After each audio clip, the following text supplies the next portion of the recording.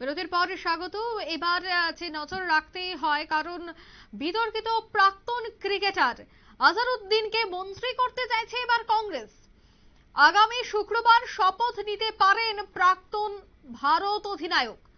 শুক্রবার মন্ত্রিসভার রদবদল ঘটাতে পারেন রেবন্ত রেড্ডি।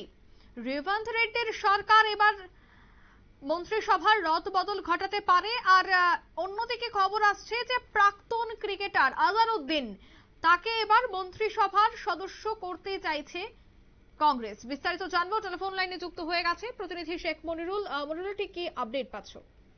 দেখো, গান্ধী পরিবারের খুব ঘনিষ্ঠ হিসেবে পরিচিত প্রাক্তন ভারতীয় ক্রিকেটার মোহাম্মদ আজহারউদ্দিন, এবং মোহাম্মদ আজহারউদ্দিন এমনিতেই ভারতীয় ক্রিকেটে একটি বর্ণময় শুধু চরিত্র নয়, বিতর্কিত চরিত্র।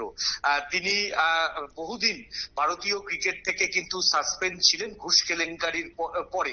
এরপরেই তিনি রাজনীতিতে প্রবেশ করেন।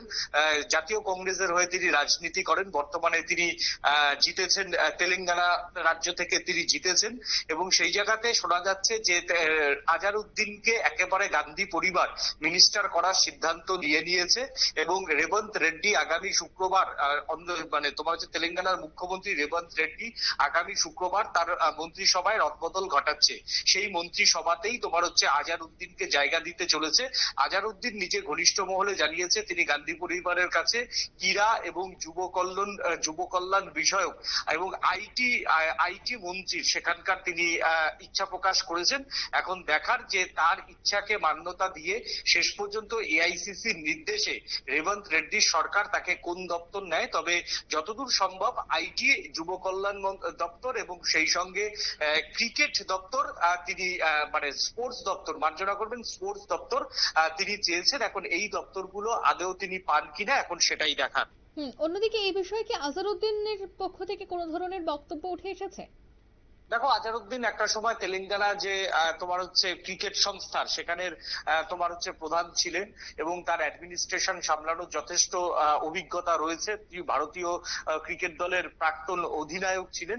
সেই জায়গাতে তিনি যেটা জানিয়েছেন তার কর্মীদের যে তাকে যদি মন্ত্রী করা হয় তাহলে মানে হায়দ্রাবাদ এমনিতেই দেখো অগ্রণী রাজ্য আইটির ক্ষেত্রে, সেই আইটি ব্যবস্থা যাতে আরো উন্নতি হয় সেটাকে তিনি প্রাধান্য দেবেন, এবং সেই সঙ্গে যুবরা যাতে লোন পেয়ে আরো বেশি স্টার্ট আপ করতে পারে হায়দ্রাবাদের বুকে, সেটার দিকে নজর দেবেন। এবং সর্বোপরি তিনি যেহেতু একজন প্রাক্তন ক্রিকেটার, যাতে তোমার হচ্ছে তেলেঙ্গানার ক্রিকেটের যাতে আগামী দিনে উন্নতি হয় সেদিকে তো তিনি বাড়তি নজর দেবেন, এটা বলাই যায়। একদমই, ধন্যবাদ।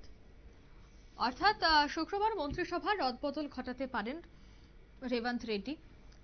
রেবন্ত রেড্ডির এই বিষয়ে এবার দেখার বিষয় যে মন্ত্রিসভায় কোনোভাবেই প্রাক্তন অধিনায়ক জায়গা হয় কিনা এবং কোন দপ্তর তাকে দেওয়া হয় সেটাও সময় বলবে। নিয়ে নিচ্ছি ছোট একটি বিজ্ঞাপন বিরতি, সঙ্গে থাকুন।